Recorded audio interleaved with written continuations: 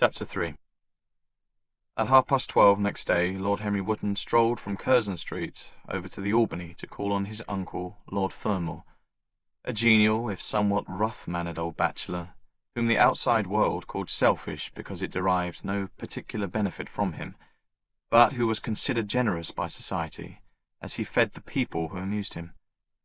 His father had been our ambassador at Madrid when Isabella was young, and prim, unthought of, but had retired from the diplomatic service in a capricious moment of annoyance on not being offered the embassy at Paris, a post to which he considered that he was fully entitled by reason of his birth, his indolence, the good English of his dispatches, and his inordinate passion for pleasure. The son, who had been his father's secretary, had resigned, along with his chief, somewhat foolishly, as was thought at the time, and on succeeding some months later to the title, had set himself to the serious study of the great aristocratic art of doing absolutely nothing. He had 2 large townhouses, but preferred to live in chambers, as it was less trouble, and took most of his meals at his club. He paid some attention to the management of his collieries in the Midland counties, excusing himself for this taint of industry on the ground that the one advantage of having coal was that it enabled a gentleman to afford the decency of burning wood on his own hearth. In politics he was a Tory, except when the Tories were in office, during which period he roundly abused them for being a pack of radicals. He was a hero to his valet, who bullied him, and a terror to most of his relations, whom he bullied in turn. Only England could have produced him, and he always said that the country was going to the dogs. His principles were out of date, but there was a good deal to be said for his prejudices. When Lord Henry entered the room, he found his uncle sitting in the rough shooting coat, smoking a cheroot and grumbling over the Times. "Well, Harry," said the old gentleman, "what brings you out so early? I thought you dandies never got up till 2, and were not visible till 5. "Pure family affection, I assure you, Uncle George. I want to get something out of you." "Money, I suppose," said Lord Fermor, making a wry face. "Well, sit down and tell me all about it. Young people nowadays imagine that money is everything." "Yes," murmured Lord Henry, settling his buttonhole in his coat, "and when they grow older they know it. But I don't want money. It is only people who pay their bills who want that, Uncle George, and I never pay mine. Credit is the capital of a younger son. One lives charmingly upon it. Besides, I always deal with Dartmoor's tradesmen, and consequently they never bother me. What I want is information. Not useful information, of course. Useless information." "Well, I can tell you anything that is in an English blue book, Harry, although those fellows nowadays write a lot of nonsense. When I was in the diplomatic, things were much better. But I hear they let them in now by examination. What can you expect? Examinations, sir, pure humbug from beginning to end. If a man is a gentleman, he knows quite enough, and if he is not a gentleman, whatever he knows is bad for him." "Mr. Dorian Gray does not belong to blue books, Uncle George," said Lord Henry languidly. "Mr. Dorian Gray? Who is he?" asked Lord Fermor, knitting his bushy white eyebrows. "That is what I have come to learn, Uncle George. Or rather, I know who he is. He is the last Lord Kelso's grandson. His mother was a Devereux, Lady Margaret Devereux. I want you to tell me about his mother. What was she like? Whom did she marry? You have known nearly everybody in your time, so you might have known her. I am very interested in Mr. Gray at present. I have only just met him." "Kelso's grandson?" echoed the old gentleman. "Kelso's grandson, of course. I knew his mother intimately. I believe I was at her christening. She was an extraordinarily beautiful girl, Margaret Devereux, and made all the men frantic by running away with a penniless young fellow, a mere nobody, sir, a subaltern in a foot regiment or something of that kind. Certainly. I remember the whole thing as if it happened yesterday. The poor chap was killed in a jeweller's fire a few months after the marriage. There was an ugly story about it. They said Kelso got some rascally adventurer, some Belgian brute, to insult his son-in-law in public. Paid him, sir, to do it, paid him. And the fellow spit at his man as if he were a pigeon. The thing was hushed up, but, egad, Kelso ate his chop alone at the club for some time afterwards. He brought his daughter back with him, I was told, and she never spoke to him again. Oh, yes, it was a bad business. The girl died, too. Died within a year. So she left a son, did she? I had forgotten that. What sort of boy is he? If he is like his mother, he must be a good-looking chap. He is very good-looking, assented Lord Henry. I hope he will fall into proper hands, continued the old man. He should have a pot of money waiting for him if Kelso did the right thing by him. His mother had money, too. All the Selby property came to her through her grandfather. Her grandfather hated Kelso, thought him a mean dog. He was, too. Came to Madrid once when I was there. Egad, I was ashamed of him. The Queen used to ask me about the English noble who was always quarrelling with the cabmen about their fares. They made quite a story of it. I didn't dare show my face at court for a month. I hope he treated his grandson better than he did the Jarvies. I don't know, answered Lord Henry. I fancy that the boy will be well off. He is not of age yet. He is Selby, I know. He told me so. And his mother was very beautiful. Margaret Devereux was one of the loveliest creatures I ever saw, Harry. What on earth induced her to behave as she did, I never could understand. She could have married anybody she chose. Carlington was mad after her. She was romantic, though. All the women of that family were. The men were a poor lot, but egad, the women were wonderful. Carlington went on his knees to her. Told me so himself. She laughed at him. And there wasn't a girl in London at the time who wasn't after him. And by the way, Harry, talking about silly marriages, what is this humbug your father tells me about Dartmoor wanting to marry an American? Aren't English girls good enough for him? It is rather fashionable to marry Americans just now, Uncle George.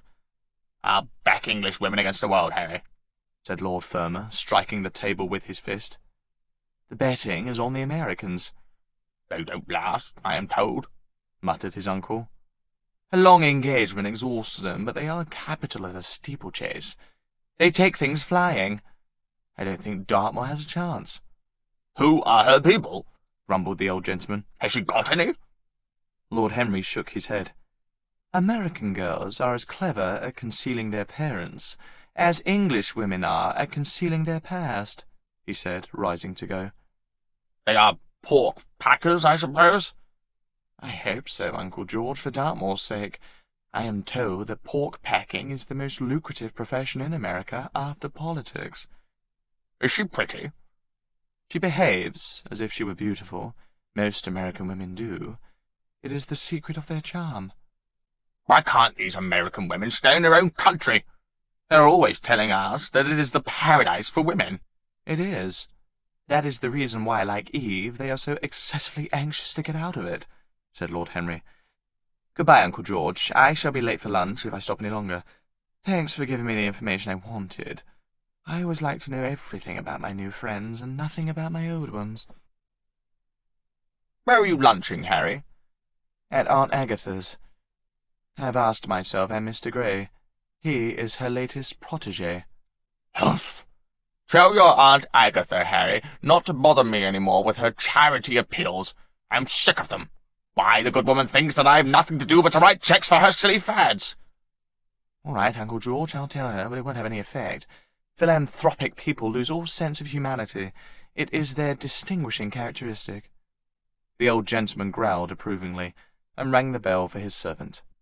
Lord Henry passed up the low arcade into Burlington Street, and turned his steps in the direction of Berkeley Square. So that was the story of Dorian Gray's parentage. Crudely as it had been told to him, it had yet stirred him by its suggestion of a strange, almost modern romance. A beautiful woman risking everything for a mad passion.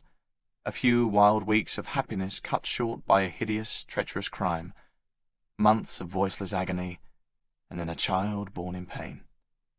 The mother snatched away by death, the boy left to solitude and the tyranny of an old and loveless man.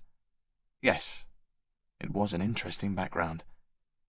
It posed the lad, made him more perfect, as it were. Behind every exquisite thing that existed there was something tragic. Worlds had to be in travail that the meanest flower might blow. And how charming he had been at dinner the night before, as with startled eyes and lips parted in frightened pleasure he had sat opposite him at the club, the red candle-shades staining to a richer rose the wakening wonder of his face. Talking to him was like playing upon an exquisite violin. He answered to every touch and thrill of the bow. There was something terribly enthralling in the exercise of influence. No other activity was like it. To project one's soul into some gracious form and let it tarry there for a moment. To hear one's own intellectual views echo back to one with all the added music of passion and youth. To convey one's temperament into another, as though it were a subtle fluid or a strange perfume, there was a real joy in that. Perhaps the most satisfying joy left to us in an age so limited and vulgar as our own, an age grossly carnal in its pleasures, and grossly common in its aims. He was a marvellous type too, this lad, whom by so curious a chance he had met in Basil's studio, or could be fashioned into a marvellous type at any rate. Grace was his, and the white purity of boyhood and beauty such as old Greek marbles kept for us. There was nothing that one could not do with him. He could be made a Titan or a toy. What a pity it was that such beauty was destined to fade. And Basil? From a psychological point of view, how interesting he was. The new manner in art, the fresh mode of looking at life, suggested so strangely by the merely visible presence of one who was unconscious of it all, the silent spirit that dwelt in dim woodland and walked unseen in open field, suddenly showing herself, dryad-like and not afraid, because in his soul, who sought for her there, had been wakened that wonderful vision, to which alone are wonderful things revealed. The mere shapes and patterns of things becoming, as it were, refined and gaining a kind of symbolical value, as they were themselves patterns of some other and more perfect form whose shadow they made real. How strange it all was! He remembered something like it in history. Was it not Plato, the artist in thought, who had first analysed it? Was it not Buonarroti who had carved it in the coloured marbles of a sonnet sequence? But in our own century it was strange. Yes, he would try to be to Dorian Gray what, without knowing it, the lad was to the painter who had fashioned the wonderful portrait. He would seek to dominate him, had already, indeed, half done so. He would make that wonderful spirit his own. There was something fascinating in this son of love and death. Suddenly he stopped and glanced up at the houses. He found that he had passed his aunt some distance, and smiling to himself turned back. When he entered a somewhat sombre hall, the butler told him that they had gone in to lunch. He gave one of the footmen his hat and stick, and passed into the dining-room. "Late as usual, Harry!" cried his aunt, shaking her head at him. He invented a facile excuse, and having taken the vacant seat next to her, looked round to see who was there. Dorian bowed to him shyly from the end of the table, a flush of pleasure stealing into his cheek. Opposite was the Duchess of Harley, a lady of admirable good nature and good temper, much liked by everyone who knew her, and of those ample architectural proportions that in women who are not duchesses are described by contemporary historians as stoutness.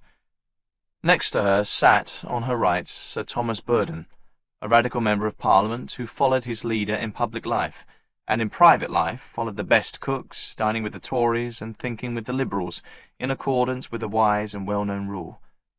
The post on her left was occupied by Mr. Erskine, of Treadley, an old gentleman of considerable charm and culture, who had fallen, however, into bad habits of silence, having, as he explained once to Lady Agatha, said everything that he had to say before he was 30.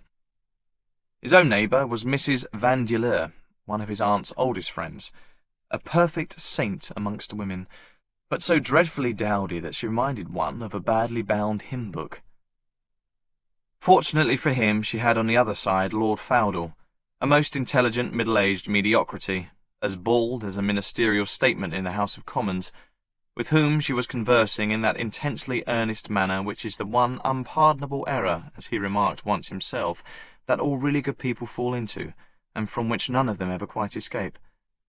"We are talking about poor Dartmoor, Lord Henry," cried the Duchess, nodding pleasantly to him across the table.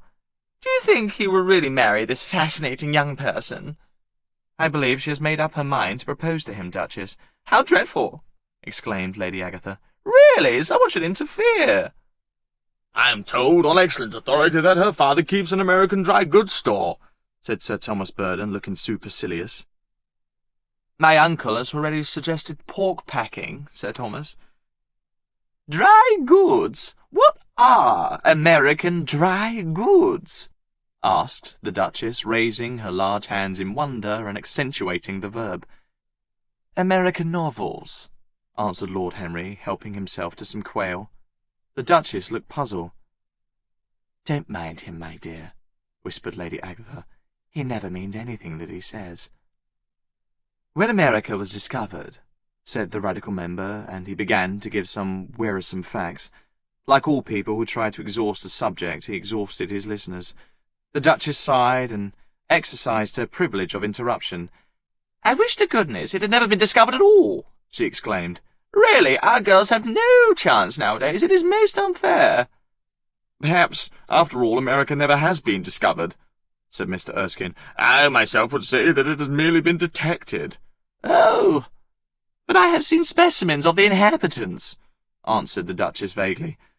I must confess that most of them are extremely pretty, and they dress well, too. They get all their dresses in Paris. I wish I could afford to do the same. They say that when good Americans die, they go to Paris, chuckled Sir Thomas, who had a large wardrobe of Humour's cast-off clothes. Really? And where do bad Americans go when they die? Inquired the Duchess. They go to America, murmured Lord Henry. Sir Thomas frowned. I am afraid that your nephew is prejudiced against that great country, he said to Lady Agatha. I have travelled all over it, in cars provided by the directors who in such matters are extremely civil. I assure you that it is an education to visit it. Oh, must we really see Chicago in order to be educated? Asked Mr. Erskine, plaintively. I don't feel up to the journey. Sir Thomas waved his hand. Mr. Erskine of Treadley has the world on his shelves. We practical men like to see things, not read about them. The Americans are an extremely interesting people. They are absolutely reasonable. I think that is their distinguishing characteristic. Yes, Mr. Erskine, an absolutely reasonable people. I assure you that there is no nonsense about the Americans. How dreadful, cried Lord Henry. I can stand brute force, but brute reason is quite unbearable. There is something unfair about its use. It is hitting below the intellect. I do not understand you, said Sir Thomas, growing rather red. I do, Lord Henry, murmured Mr. Erskine with a smile. Paradoxes are all very well in their way, rejoined the baronet. Was that a paradox? Asked Mr. Erskine. I did not think so. Perhaps it was. Well, the way of paradoxes is the way of truth. To test reality, we must see it on the tightrope. When the verities become acrobats, we can judge them. Dear me, said Lady Agatha, how you men argue. I am sure I never can make out what you are talking about. Oh, Harry, I am quite vexed with you. Why don't you try to persuade our nice Mr. Dorian Gray to give up the East End? I assure you he would be quite invaluable. They would love his playing. I want him to play to me, cried Lord Henry, smiling, and he looked down the table and caught a bright, answering glance. But they are so unhappy in Whitechapel, continued Lady Agatha. I can sympathise with everything except suffering, said Lord Henry, shrugging his shoulders. I cannot sympathise with that. It is too ugly, too horrible, too distressing. There is something terribly morbid in the modern sympathy with pain. One should sympathise with the colour, the beauty, the joy of life. The less said about life's sores, the better. Still, the East End is a very important problem, remarked Sir Thomas, with a grave shake of the head. Quite so, answered the young lord. It is the problem with slavery, and we try to solve it by amusing the slaves. The politician looked at him keenly. What change do you propose, then? He asked. Lord Henry laughed. I don't desire to change anything in England except the weather, he answered. I am quite content with philosophic contemplation, but as the 19th century has gone bankrupt through an over-expenditure of sympathy, I would suggest that we should appeal to science to put us straight. The advantage of the emotions is that they lead us astray, and the advantage of science is that it is not emotional. But we have such grave responsibilities, ventured Mrs. Vangelor timidly. Terribly grave, echoed Lady Agatha. Lord Henry looked over at Mr. Erskine. Humanity takes itself too seriously. It is the world's original sin. If the cavemen had known how to laugh, history would have been different. "You are really very comforting," warbled the Duchess. "I've always felt rather guilty when I came to see your dear aunt, for I take no interest at all in the East End. For the future, I shall be able to look her in the face without a blush." "A blush is very becoming, Duchess," remarked Lord Henry. "Only when one is young," she answered. "When an old woman like myself blushes, it is a very bad sign. Oh, Lord Henry, I wish you would tell me how to become young again." He thought for a moment. "Can you remember any great error that you committed in your early days, Duchess?" he asked, looking at her across the table. "A great many, I fear," she cried. "Then commit them over again," he said gravely. "To get back one's youth, one has merely to repeat one's follies." "A delightful theory!" she exclaimed. "I must put it into practice." "A dangerous theory," came from Sir Thomas's tight lips. Lady Agatha shook her head, but could not help being amused. Mr. Erskine listened. "Yes," he continued, "that is one of the great secrets of life. Nowadays most people die of a sort of creeping common sense, and discover, when it is too late, that the only things one never regrets are one's mistakes." A laugh ran round the table. He played with the idea and grew wilful, tossed it into the air and transformed it, let it escape and recaptured it, made it iridescent with fancy, and winged it with paradox. The praise of folly, as he went on, soared into a philosophy, and philosophy herself became young and catching the mad music of pleasure, wearing, one might fancy, her wine-stained robe and wreath of ivy, danced like a bacchante over the hills of life, and mocked the slow Silenus for being sober. Facts fled before her like frightened forest things.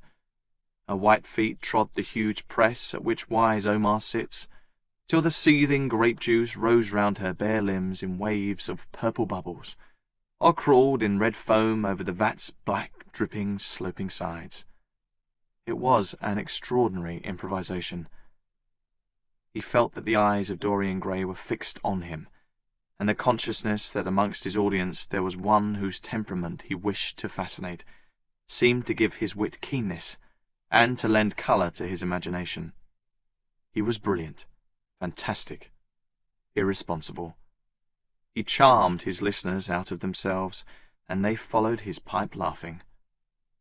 Dorian Gray never took his gaze off him, but sat like one under a spell, smiles chasing each other over his lips, and wonder growing grave in his darkening eyes.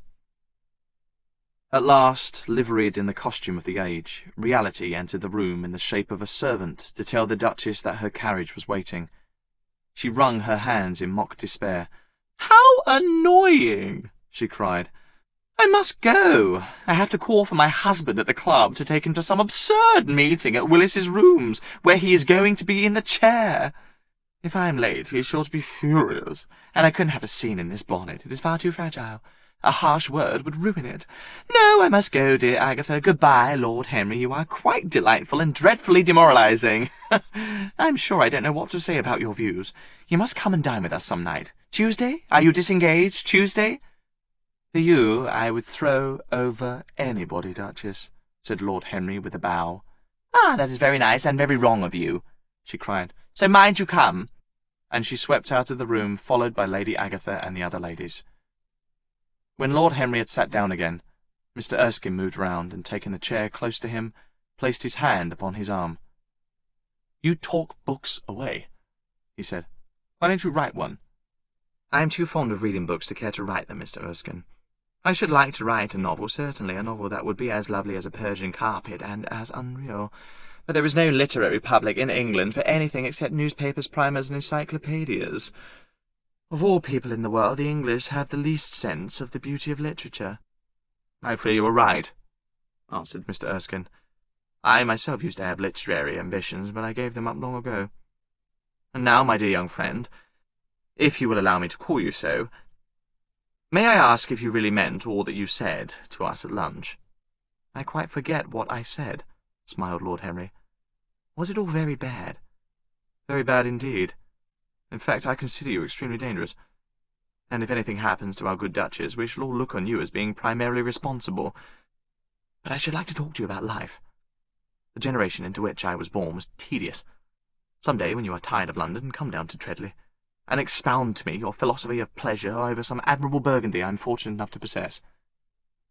I shall be charmed. A visit to Treadley would be a great privilege. It has a perfect host, and a perfect library. You will complete it, answered the old gentleman with a courteous bow. And now I must bid good-bye to your excellent aunt. I am due at the Athenaeum. 'Tis the hour when we sleep there. All of you, Mr. Erskine? 40 of us, in 40 armchairs. We are practising for an English Academy of Letters. Lord Henry laughed and rose. I am going to the park, he cried. As he was passing out of the door, Dorian Gray touched him on the arm. Let me come with you, he murmured.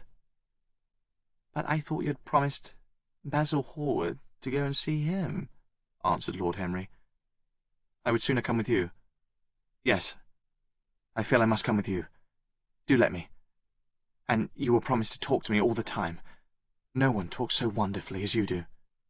Ah, I have talked quite enough for today, said Lord Henry, smiling. All I want now is to look at life. You may come and look at it with me, if you care to.